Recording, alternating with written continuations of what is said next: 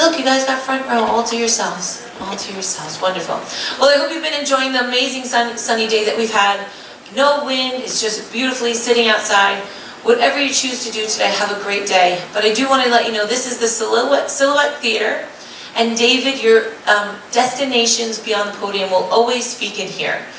Our Michelle Monroe, our other Beyond the Podium speaker, will speak in the small theater, which is just outside, and that is our Celebrity Central. All right, so just to make sure you guys know the difference, Silhouette Theater, Celebrity Central. All right, so without further ado, please let me introduce to you David Dillard, our Beyond the Podium speaker that will be speaking to you about Stockholm, Sweden. Thank you. Thank you, everyone. It's my pleasure to be able to introduce you to the beautiful city of Stockholm, Sweden. I have basically the overall picture of where you're going to go, what you're going to see, and what the main features of Stockholm are. It's a little bit of history about the beginnings of Stockholm. And then we're going to talk about some of the cultural parts of the city and things that you may not know. But I'm going to introduce myself briefly. I had the lecture on Copenhagen, and I hope you enjoyed that. But basically, I'm an American, and I'm from the historic city of New Orleans, Louisiana. And there, oh, look at this, we have some people from there. How about that? Hello, thank you. We have lots of historic buildings. It was a French colony to begin with, and what I've done in my career as an architect is practice historic preservation, also known in Europe and England as conservation. And so I've dealt with many issues regarding historic buildings and historic fabric, attended graduate school at Tulane University, and even taught there briefly.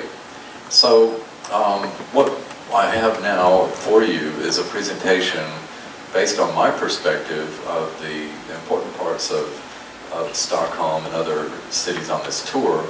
And one of the things I want to point out is that 5 years ago I moved to Europe, and I live on the southern coast of Spain, where I have very convenient for what I'm doing.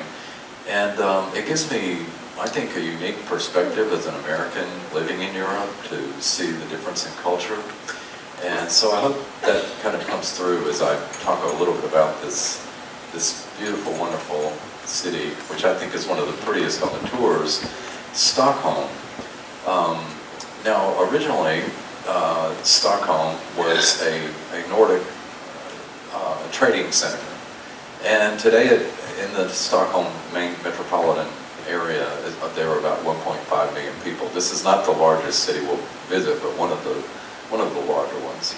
It's built on 14 islands, and I'm going to explain the geography of Sweden so that you'll know what I'm talking about. But 1252 was when Stockholm was officially made into a city, and the founder, I think it's always important to know who the people are behind these places. The founder of Stockholm is none other than this man, and there were no good depictions of him. 1252 being the age that it was, 13th century, there were no iPhones available to take a selfie of the man that we know as the founder of Stockholm. Now this is his name. Okay, so we had in Denmark a little introduction to the Norse language. The actual pronunciation of the city of Copenhagen or Copenhagen is Copenhagen. Okay, so that just gives you a little bit of perspective of what you're dealing with when you get into these Scandinavian countries as far as the language difference. Now the main reason for that is that unlike the Romanic languages of Italian, French, and even English, and Italian is, of course, you know, where Latin started. Those are all based on Latin, okay? Norse language is based on the old Norseman language set that came from Norway, Sweden, and Denmark. Therefore, the pronunciations of the letters can be completely different depending on small symbols that you may see above them. For instance, there'll be an O with 2 dots above it. You'll see an A that has a circle above it. There's a conjoined A and E combination, which don't even ask me how to pronounce that. But the Norse language is the basis for all of these countries. So I'd just like for you maybe to study this man's name and ponder how you would pronounce that. Now, as an American or an English speaker, you would probably think Birger Jarl, which would be proper in English. However, to show you the difference in the languages, in Swedish, his name is actually Birger Jarl, okay? So when you go to Stockholm and you hear Swedish who were born there speaking with each other, you're unlikely to understand anything that they're saying. But if you just ask them a question, you'll find out that nearly all of them, they have one of the highest literacy rates in the world. It's something like 99% will speak English. Most Europeans have English in their language set, whether they're born in Finland or Sweden or Denmark, because of the differences culturally. So anyway, this is Birger Jarl, the founder of Stockholm. And he was mainly a statesman, and this statue is just a representation of what they think he might have looked like, because they did not have any accurate depictions, such as a painted portrait. So this is sort of what we think maybe a man who started the city of Stockholm would look like, this particular statue. Now, this is something that I think is important. When I went on cruises for years without really understanding where the ship was going, okay? You go to one city and you do the tours and you think, well, that was nice, and then you spend a day at sea and you eat and you do things, activities on board the ship, and it arrives in another city the next morning. You wake up, you go out and do some more tours. However, I think for your own benefit, it's important to know where we've been. So this is the UK. London is right about here, and Southampton is about where my marker is. So we went to Bruges, and then we came through the English Channel out into the North Sea around Jutland, as it's called, this finger of land that sticks up, and through the Copenhagen area, and then we entered the Baltic. So now we are officially in the Baltic. And I made the point in my last lecture that, when you signed up and it said Baltic Cruise, you weren't in the Baltic until today. And through the night, our captain has been making his way toward Stockholm. So we are in the Baltic Sea, and you may have noticed a difference in what you see outside of the ship, as well as the motion of the ship. And that's because this is very stable and doesn't have big waves and that kind of thing. So we're on our way into Stockholm. Now, just to give you an overall picture of the area, Stockholm is almost on the same latitude as Oslo, Norway, so we're pretty high in latitude. If you look over here, you'll see Helsinki, St. Petersburg is here. This is Tallinn, Estonia, where we're going, and this is where we left. This is Copenhagen. So we're coming through and going up to this point. And then I want to point out, when we say Baltic states, normally you don't consider Norway, Sweden, and Finland to be Baltic states. That's Scandinavia. All right, the Baltic states are these states. This would be Lithuania, Estonia, and Latvia, which the capital of Latvia is Riga.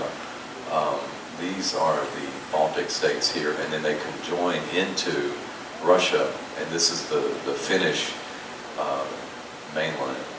So one of the interesting things about Sweden is that there's no direct line of beaches that you can call Sweden, like when you approach the southern shore of the Baltic Sea or the North Sea, you'll see there is like a distinct shoreline. However, Sweden is not made like that at all. It's actually a group of islands, and even the city of Stockholm sits on islands. So You have the Baltic Sea, which we've been traveling through, and then we have what is called the Swedish archipelago. Now, if you go out on the deck of the ship as we are entering and leaving Stockholm, you will see hundreds and hundreds of small islands. And many of these are owned by individuals. Many people have vacation homes on these islands, sometimes fishing camps, but there's just really hundreds, if not thousands, of islands. And the actual shoreline, I've tried to indicate that if you can see that blue line, this is the train that goes from Nynäshamn up to Stockholm. And I got the feeling that that is on real land, okay? Because the rest of this is all island. And then we go and look where Stockholm is, and you can see that it is pretty far away from the Baltic. I think it's about 80 to 100 kilometers from the actual Baltic Sea, and in between is all of the island chain that is called the Swedish archipelago. Being a map fan, I found this very old map from 1540, and I want to show you a little bit about the history first. The 1540s were a key time in the development of Stockholm. Now, we had the Norsemen and we had the Danish, who were a constant thorn in the side of the Swedish. The Swedish and the Danish were fighting for land and that kind of thing for many years. Prior to 1200, you had the Norsemen, which most of you know as the Vikings. And then as we get into the 14th or 15th and 16th century, which this would have been in 1540, you're starting to see really nicely done map cartography of these areas, which prior to that, a lot of the maps were very crude and they weren't accurate. But you can tell by the detail of these maps that sailing and the trade that had been going on with the Hanseatic League, which I'll mention later, had become very important. So we have over here Denmark, and then we have Sweden, and this is Norway. Oslo is right about here, and Norway reaches up over the top of Sweden. In lower Sweden you have the big cities, like you have down at the Copenhagen area, Malmö, and then Gothenburg, which is here, is a major, major shipping port in Europe. Like if you order anything from Amazon, even in Spain, where I live, it comes through Gothenburg, Sweden. It's like everything comes through Gothenburg, Sweden. And over here on the eastern side of Sweden is what we find here, which is Stockholm. Now this inset is showing you the old historic city of Stockholm. And as I said early, it is on islands, and the city of Stockholm sits on 14 separate islands. So if you hear someone refer to Söderholm or one of the other islands, it's not necessarily another town that they're referring to. It may simply be an island. So when we look at this map, the important thing is that we have this, this is the Mälaren Lake that drains into the Baltic Sea, and in between the two is this island, the Gamlestan. Okay, so the Gamlestan is the old city of Stockholm, and that is probably where you're going to spend a lot of your time. One of the things I do want to recommend is if you haven't signed up for some of these tours, you go to the shore excursions desk, because if you have an organized tour from Celebrity, you will get right at the front door of the place that you're going to, usually dropped off very easily into the place with a guide, and when you get out, you'll know where to go. Walking around Stockholm can be a challenge. It is pretty up and down, for one thing, in elevation. Some of the streets are made of cobblestone, and in the Gamlestan, which you're talking about 16th, 15th century architecture, buildings and streets, they're very narrow and crowded. So having a tour guide to lead you along can save you from getting lost, number one, which is a big time killer, I know, because I've been lost in many cities in Europe.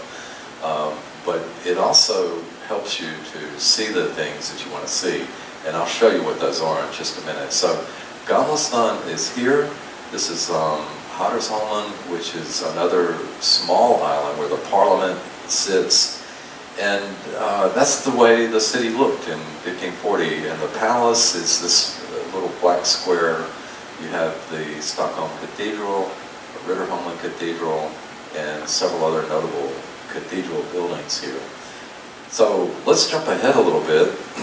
Now, we're going to go forward quite a few years, but this is the 1863 view of Stockholm, and this would be just about the time of the American Civil War for the Americans in here. And what you see is this bustling activity of shipping. And one of the reasons for that, as I mentioned already, is that Stockholm was the last city in Sweden that was part of the Hanseatic League, which was key to the wealth that was generated in Stockholm. You also had the leadership of the kings and all of the royalty here, and it was just a major trading center. And they grew very wealthy, and they built very nice buildings, and it has a lot of features that you don't see in just every city that you go to. So, you know, all of the sailing ships, and this was taken from the southeastern shore, or what would be called Söderholm, and this would be the southern island of the city. And you can see how there's construction going on in this corner. That's because the development mainly started from the middle and grew out. Now, if we look at the modern Gamlestan, you can see that it is still pretty much shaped the same way. And some of the features of it, and I'm going to point these out numerically, and there will be arrows on this map that you will see. So, number one, you're going to be looking at the Parliament House, and that's on the Hattersholmen Island.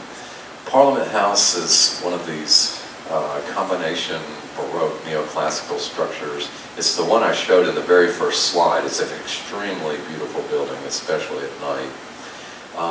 Then we can find the Stockholm Palace, which is easy to identify because it has a square plan. And Stockholm Palace is certainly worth going to with all of the royal treasury and everything that they have there. It's just unbelievable how wealthy both Denmark and Sweden were during these formative days. All right, another thing that is, I think, important, and I'm going to talk about this later, is the Nobel Museum, which is just here. So if you were to get dropped off anywhere in this area, you can go to the Parliament, the Palace, the Nobel Museum, and also Stockholm Cathedral. Now there's a famous statue in there. It's called St. George and the Dragon. Like Denmark has the Little Mermaid, this is a similar thing in Stockholm. It's a famous statue that a lot of people go to see. Another important church, and I'll show you more detail about this, is called the Riddarholmen Church. The reason it's important is because the monarchs over all of these hundreds of years of the existence of Stockholm and of Sweden have been buried in the Riddarholmen Church. So it has that notoriety. Another place that is very important, both for the city and worldwide, is the Stockholm City Hall. And Stockholm City Hall is where the Nobel Prizes are awarded. So they have two main rooms there, the blue room and the gold room. They also have lots of things that you can see about the Nobel Prize, and the ceremony is exquisite when they award the prize. And we'll talk more about the Nobel Prize as well. Another thing you might want to see over here is this is the Museum of Modern Art. If you ask a Swedish person where the Museet, modern, they say Museet rather than museum, they'll point you in that direction. And this is a world-class modern art museum. So if you're into the modern artists like Matisse, Picasso, and Dolly and all of those kinds of things, you might want to go see that because it is just full of exquisite examples of modern art. Another thing that is very famous, and you can see it's way over here off of my map, is the Vasa Museum. The Vasa was a Swedish naval ship. It was considered to be the most advanced battleship or warship of its time. And as it was launched, it went out into the harbor and sank after floating for not very long, only about 1,300 meters out into the harbor. As soon as the sailors raised the sails, they realized that the ship was top-heavy because of an extra layer of cabins. I mean, not cabins. I'm thinking cruise ship. Okay, cannons that were added to the top deck. And because of that, it just rolled over and sank and sat at the bottom of the harbor for about 300 years. And it was excavated out of the harbor and put into the Vasa Museum. And most people who have been to Stockholm will tell you this is one of the most fascinating things they've seen. The ship itself is really beautiful too. It's a work of art. Now, down in this area is something called the Fotografiska. That is a world-class photography museum. So for all of you, I've seen a few people with the big Nikons and Canons on the ship.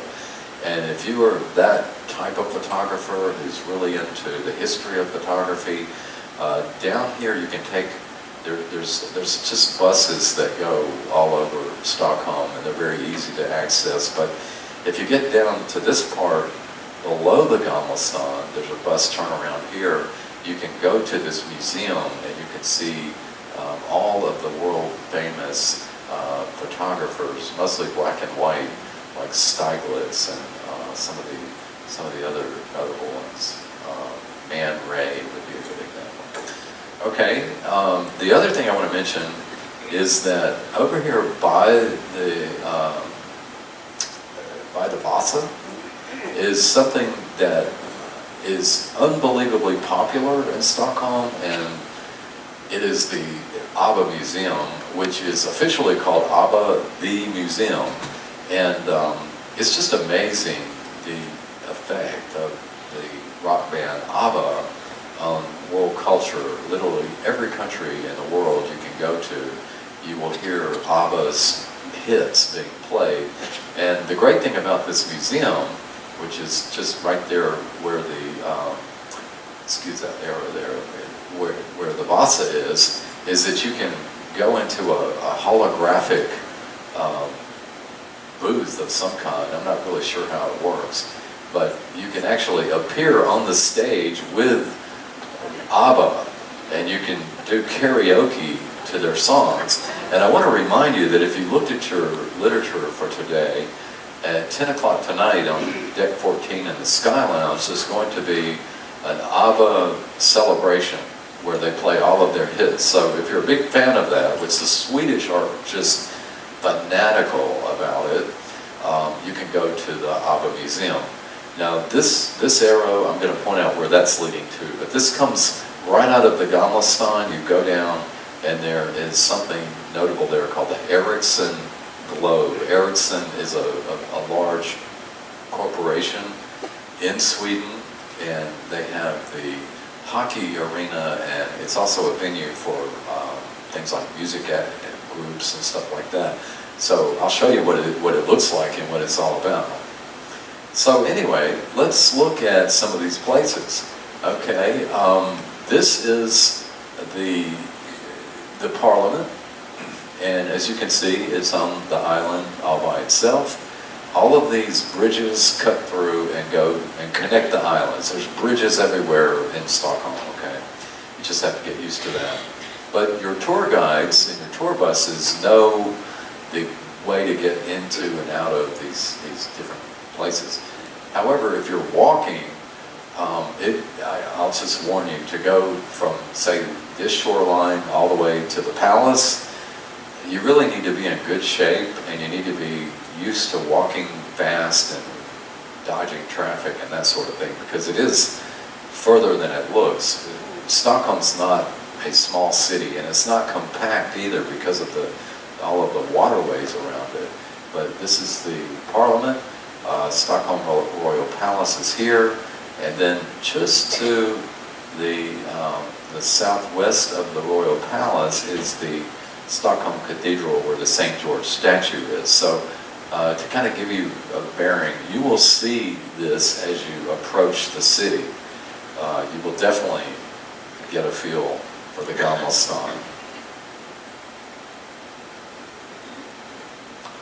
And these are just my arrows that I forgot to put out. Okay, so I'm going to talk about another place that's important. And I went to this the last time I was here, the Nobel Museum. You go in, you pay your money. They have a moderate crowd. It's not overly crowded. It's not like you can't see anything. You can actually get up close to the cases that they have, where they have the prizes for different people, and the memorabilia that they have are things that were donated by the recipients. So the laureates, which I would say probably number in the thousands by now, because the program was started in 1901 by Alfred Nobel, and I'll give you the information on that shortly. But you can see how many recipients there were. You can see Albert Einstein's letters that he wrote personally, things like inventions and just really incredible science if you're into physics and that kind of thing. And so that's all in the Nobel Museum. Now moving over to the, let's see, that would be from the Nobel Museum. I usually try to link these photos together.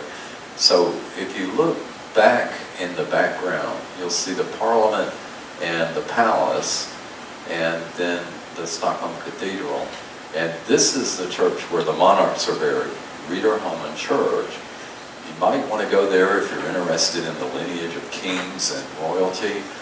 These were typically buried in this particular church for some reason. I'm not sure why it was chosen rather than in the cathedral. But if you like to go and see these dates on the coffins, which are elaborate and really a work of art each one, you can go to the Riddarholmen Church. Okay, another very important place which is notable to go see is the Stockholm City Hall. Now this is across the water from the Gamla stan, as I showed in my first map. And it is not an old building like some of them that you'll see. This is not as old as the Gamla stan.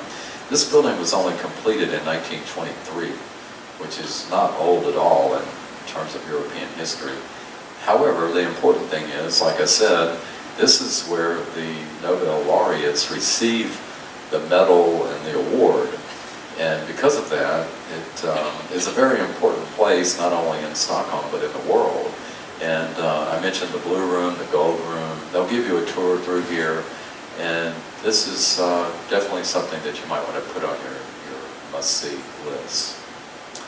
Now, the Museum of Modern Art looks like this. It's a low building, but it has these odd-shaped roof clear stories. And from one end to the other, it's just absolutely loaded with very nice paintings. The Vasa Museum is identifiable by the roof structure. And you'll see what looks like the mast of the ship sticking up from the roof. However, that's not the mast of the ship. I thought it was at first until I went in there and found out that the roof is much higher than the wooden ship that's stored here. But one of the things that's, I think, the most interesting part, other than the ship itself, is that they have exhibits around the perimeter where they show you how the inner workings of a warship operated, like how the cannons were put into place and how they raised the anchor, things such as that. So if you go into the Vasa Museum, you'll learn a lot about wooden shipbuilding and wooden ship operations, and it's just truly fascinating. And it's one of the best things that people talk about in Stockholm. So we're going to skip over a little bit more to not only the Vasa, which is here you see my arrow. Okay, that's where the Vasa is. This is another island, and you will go from the Vasa, and you can go down to the ever so popular ABBA the Museum and sing on stage with ABBA.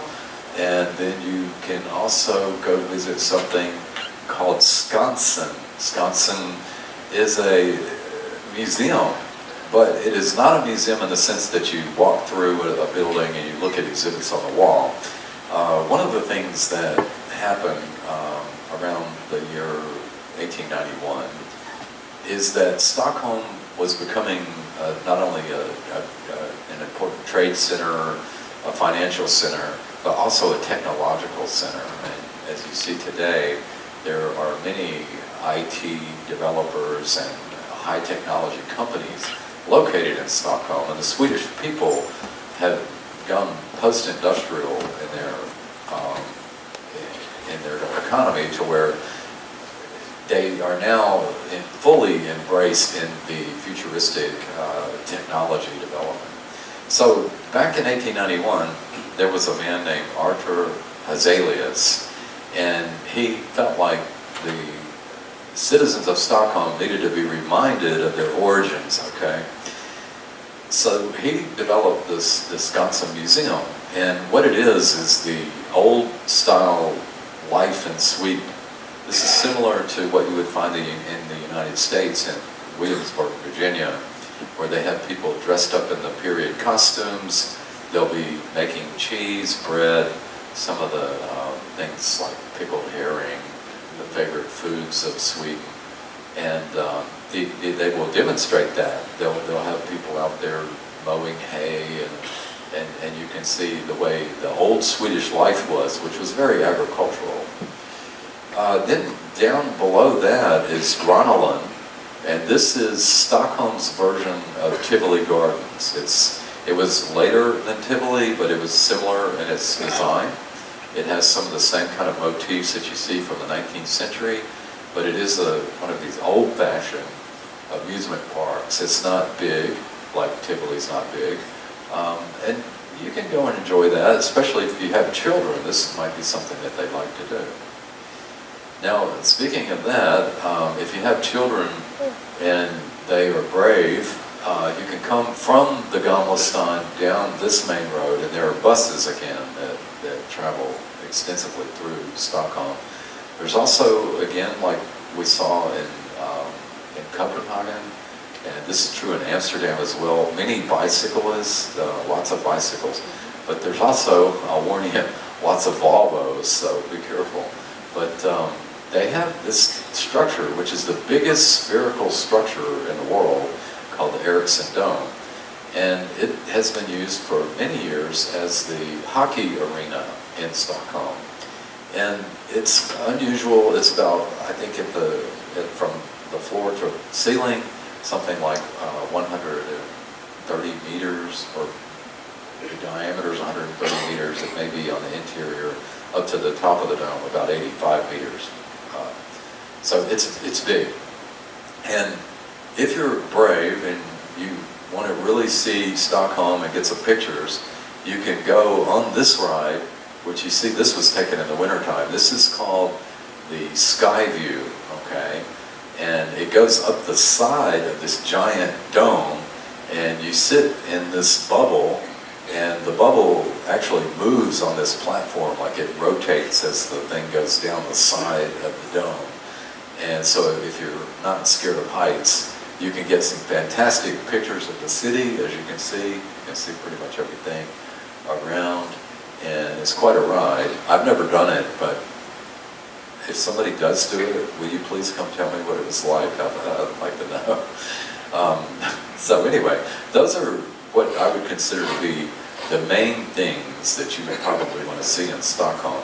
Now don't forget that Stockholm is a very cultural city, so if you just go to the Gamla stan and maybe see one of these major attractions like the palace or the cathedral or the Nobel Museum, and then you just wander around, you'll be amazed at the amount of artists and art galleries and food and beverage places. They have these tall buildings, and the streets seem narrow when you look at it because the buildings are rather tall on either side. But you'll get a feel for the old life in Stockholm, and it's very charming. It's one of the best preserved of the European cities. Now, many of you have probably heard before that Sweden is a neutral country. Well, it's no longer completely neutral. That happened after they were beaten badly in the Napoleonic Wars. What happened was they lost Finland during that conflict. And so from that point they said, okay, we're neutral, which meant that we're not going to take sides of anyone in a war. And for many years that was true. Until they joined the EU, they became a part of NATO. So from some point in the 1990s, Sweden hasn't exactly been neutral, although they haven't really fought a war against anybody since 1812. Now, back during the old days of the 13th and 14th century, they were warring quite a bit with mainly Denmark and some of the other surrounding countries, fighting over land, because the resources that Sweden has are extensive. Sweden is known for mining, which is one of the ways that they are so wealthy.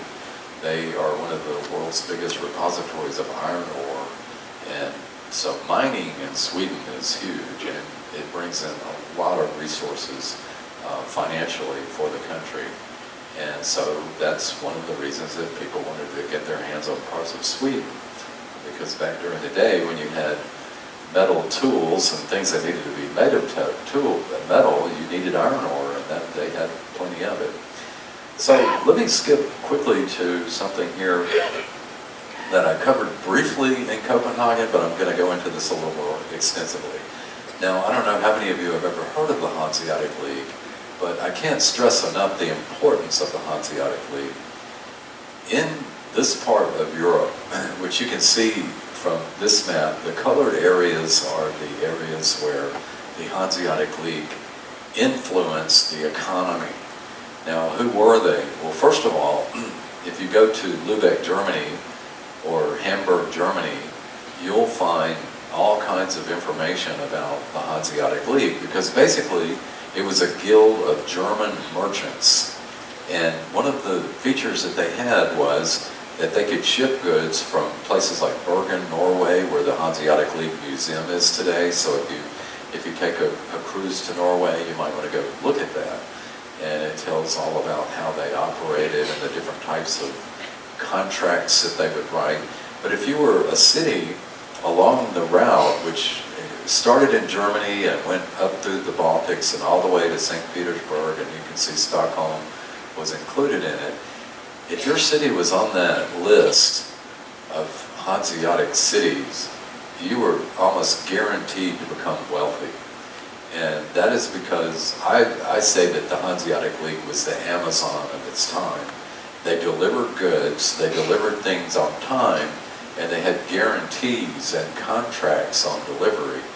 Now, at the same time, there were pirates, and many pirates in the Baltic Sea would try to attack ships carrying goods, say from Belgium to Oslo, Norway, or some other location, because it would have valuable items on it. Like when they came out of Scandinavia, out of Sweden and Norway, they would be carrying furs, which would be used in the fur trade. Russia also produced a lot of furs. When they were traveling north, they would take woolens and lace from Belgium, for instance. Ghent and Antwerp were famous for their lace. And they also carried, a lot of things that were being transmitted from one place to another, like possibly gold. And so, in order to guard against these pirates, the Hanseatic League had its own, I guess what you would call like a mercenary army. And these were members of they had to swear an allegiance to the Hanseatic League, swearing their life that they would defend these ships, which were not what you would call fast attack type military ships, but big, heavy cargo vessels. It was like the container shipping service of its time. And to give you an idea, one of my favorite artists is Hans Holbein. And this was one of the Hanseatic League merchants. And you can tell by the finery that he's wearing and the fact that he has some elements of his work, like he has some timetables and these are probably contracts that may have been written for goods that he's sending or receiving. And there's a little globe here, it looks like. But this is a painting of a merchant who was in the Hanseatic Guild. Now, if you go to Danzig and you look at this building, this is called the Crane Tower. And the reason that this building is shaped like this is because they would pull one of these merchant ships up to the edge of the water, and they had a method of bringing on an elevator, a crude form of an elevator where they actually had men in like a treadmill for a hamster cage that would raise the goods up to the top, and then they would put them in the ship. So that is the Krator, or the Crane Building, as it's in Danzig. And then if you go to a place like in Germany, you'll start to see things like this. We have here the city of Hamburg, and it was the Hanseatic League, one of the main cities, and is still today, this is what I wanted to tell you, it is still known as the free and Hanseatic city of Hamburg in 2018. And when you're in Germany, if you look at license tags, most of them have the D. That's for Deutschland. And if you see one that has an HB or an HH, what that means is that's an old Hanseatic city, like Bremen is one, Hamburg's one, so they have a different designation on their EU license tag rather than the D. And they're the only cities that have that. And the Hanseatic League cities did not swear allegiance to the country they were in. They had their own laws, and they had their own type of parliament, and they were very powerful people. So you didn't want to cross with the Hanseatic League as we saw in Copenhagen. Absalon did, and they just simply flattened his castle. And the interesting thing is that the name Hansa, which is the basis of Hanseatic, it's a word that in its context means cargo. You still see it today. And I know you probably have been to the airport and seen this. Well, did you ever wonder where that word came from? That's from the Hanseatic League in Germany. So Lufthansa came from that. Now, before I came on this cruise, I was down in the country of Sri Lanka, and it was not in the Hanseatic League because it's so far away from it. But the interesting thing was, I went to buy coffee, and look at this. There, in Sri Lanka, they had Hansa coffee. I don't know why, but maybe there's some reason for that. I just thought it was interesting. Okay, with the last few minutes here, I want to go through one of the main things about Stockholm that I think is very important. And I like to give sort of a story that you can walk away and say, wow, I didn't know that before. And I hope this is true for most of you. Okay, we're going to talk about Alfred Nobel. Now, Alfred was a very intelligent inventor who was also a very good businessman. And Alfred made armaments, and he made different material, mainly for the use in all of these wars that were going on in Europe, because many of these countries before the formation, the beginnings of the EU, were at war with one another. They would have conflicts that would last for a few years, and then they would end. And so there was a lot of need for different types of things that were used in war. And Alfred, who was a member of an industrial family, like his father had been inventing things. They had a family factory where one of his, I think one of his brothers or someone was fooling around with nitroglycerin, and it simply blew the whole building up. which, you know, you can imagine that was probably not very good for their business in the future. But yeah, nonetheless, Alfred went on to invent, and he came up with a material called balliste. And balliste is a smokeless artillery powder, which was very important in warfare because you don't want to leave a smoke trail if you're shooting artillery, because the other side could see directly where you were shooting from, and then they just bomb you right back. So this was a revolution in warfare, was the smokeless gunpowder or smokeless material called balliste.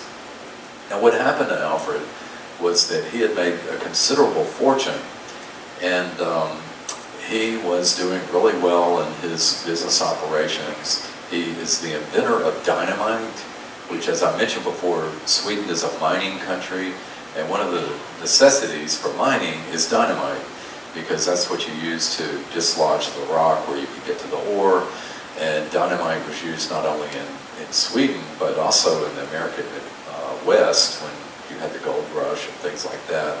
Any sort of dynamite usage is usually for construction purposes, not military. So Alfred picks up the newspaper one day, and there is an obituary that he runs across that says, Alfred Nobel, the merchant of death, has died.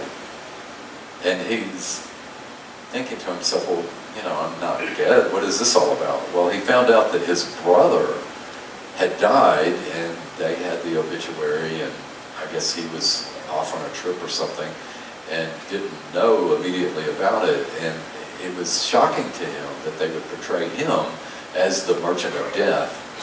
And this is what started the Nobel Prize, because he never wanted to be known like that. He thought of himself as a man of science.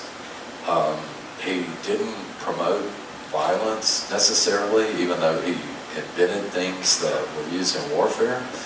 And so when he saw what they were referring to him as in the obituary, he decided to change his will.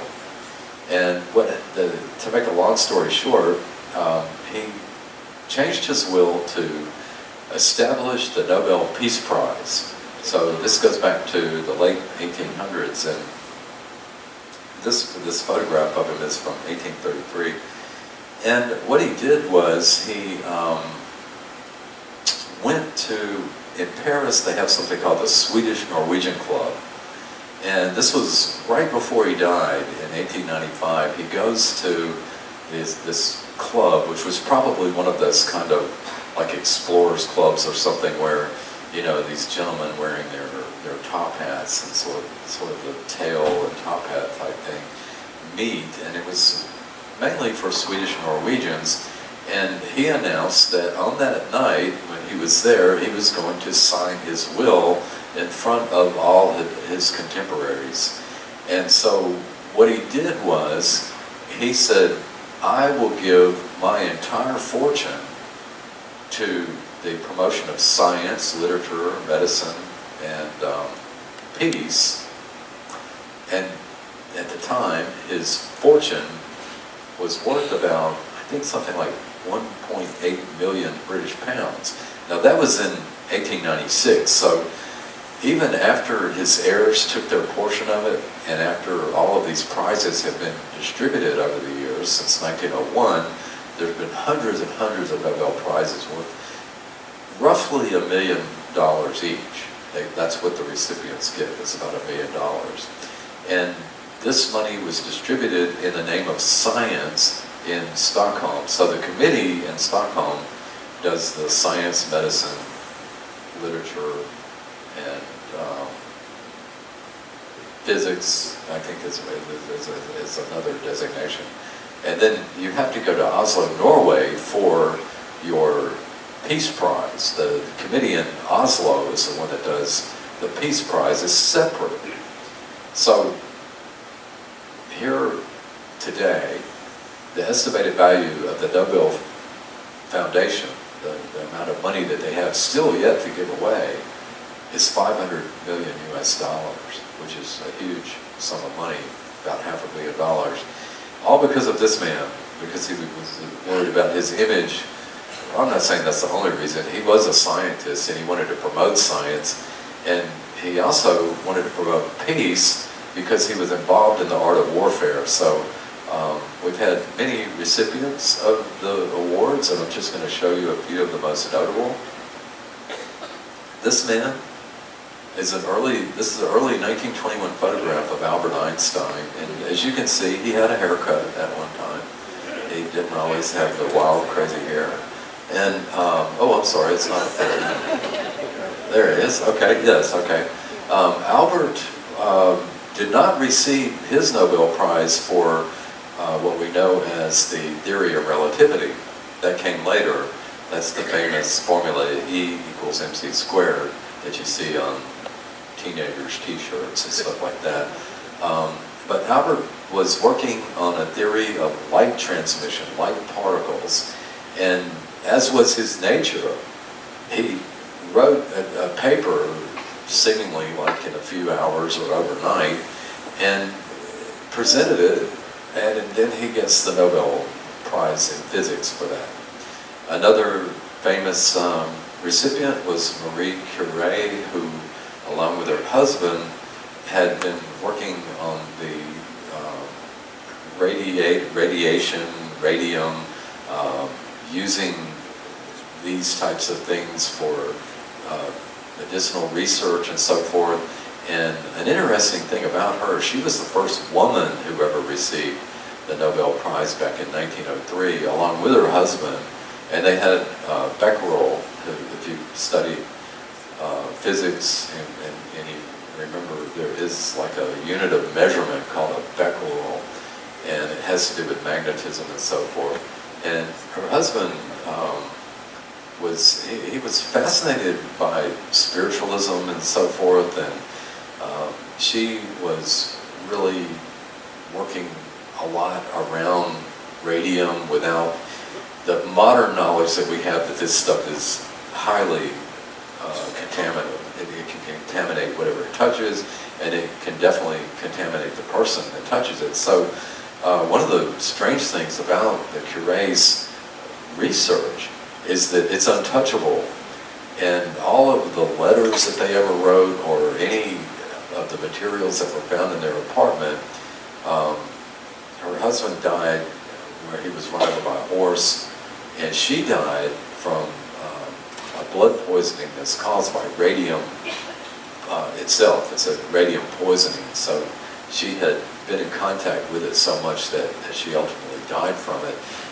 But I think that's rather interesting that all of their household stuff that they use, like their coffee mugs or whatever, all of that is contaminated just because they were around the material so much. Now, the Peace Prize, which, as I said, is given out in Oslo, is usually to someone who is very notable, who has established the way that it reads in the Nobel Prize documents is that they have to contribute significantly to the promotion of peace on a worldwide basis. They really have to have some superior work that had to do with the promotion of peace. So here we have Dr. Martin Luther King, who received his Nobel Peace Prize in 1964 for promoting equality and civil rights among the African American community, mainly in the United States, but this has spread throughout the world. And so he started this giant movement of equality, and he also used the nonviolent protest in some of his civil rights marches in the Deep South, where I'm from. So we had him.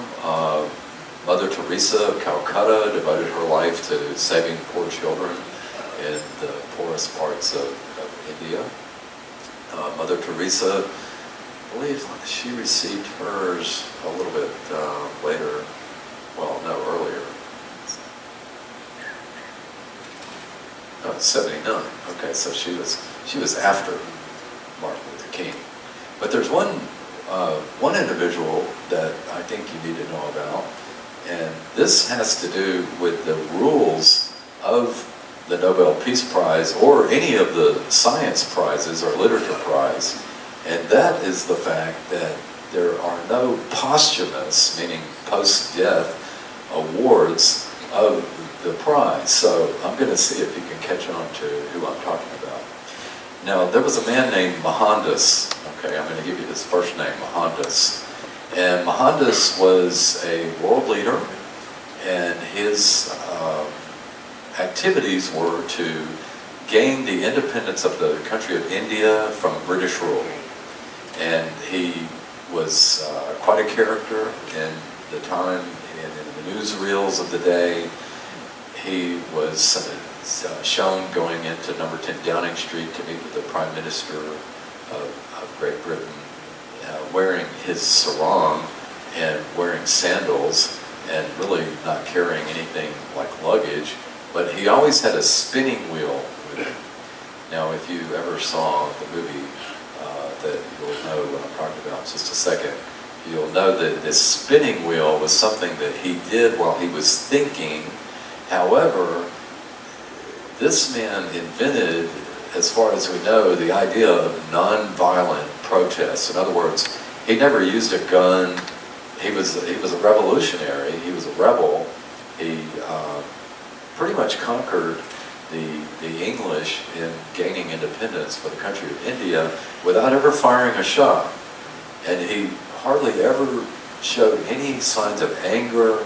He never raised his voice, but he was very good at coming back with answers to questions that would make one think about, oh wow, I can't believe he said that. You know, that was so insightful. And so he's a true genius, and one of the people that I think was a true man of peace. Unfortunately for Mohandas, he was killed, and he was nominated for the Nobel Peace Prize 4 times. He was nominated in, let's see, I think it was 47, 39, 38, and 37. Well, 1947 was the year before he died, and the Peace Prize Committee said, you know, we really need to get him a Peace Prize because he's getting old. So they had already nominated him. He was going to Oslo to get the Peace Prize. However, there was a nationalist, okay, that was on the side of the British that assassinated him by shooting him 3 times in the chest, and that was in January of 1948. So before he could get to Oslo to receive the Peace Prize, he died. And because of the rules of the Peace Prize, no posthumous awards are ever made, so they can't go back in history and just pick someone like, I guess maybe Buddha or Jesus, and say, well, let's give them a Nobel Peace Prize. It has to be someone who's still alive. And so the person I'm talking about, you may have guessed, is this man, who probably, I would say, more than anyone that ever got the Peace Prize, probably deserved it, but he never received it. And it's a sad story, but Mohandas Mahatma, which means the venerable in India, lived from 1869 to 1948, conquered the British using peace, of all things, and never received the Peace Prize. So you won't see him in the Nobel Museum. So I'm going to wrap up my lecture with that and give you some things to think about. Stockholm is a wonderful city. It is a beautiful place. Some of the foods that they like there are, they have a flatbread that you can eat. It's very popular. They have the different types of fish. Fish is like one of the mainstays of their diet. Especially pickled herring, I would advise you to at least try it. Lingonberries, they seem to put on a lot of different foods. And one of the favorite things that I like in Stockholm is salmon. They have excellent smoked salmon and cooked salmon, but you can't miss Swedish meatballs. I think we've all heard of that. They literally have them everywhere with potatoes, and I would advise you to at least try them once. Swedish meatballs are very good in Sweden. So those are some of the local foods, and you'll love the ambiance of the city. It's culturally outstanding. The architecture is beautiful, and I'm sure you will enjoy your tours and excursions and walking around lovely Stockholm. So I thank you for coming today, and I'll be back on the next C Day to give another lecture, and I hope I've shared a little bit of something with you that will enhance your trip. Thank you very much.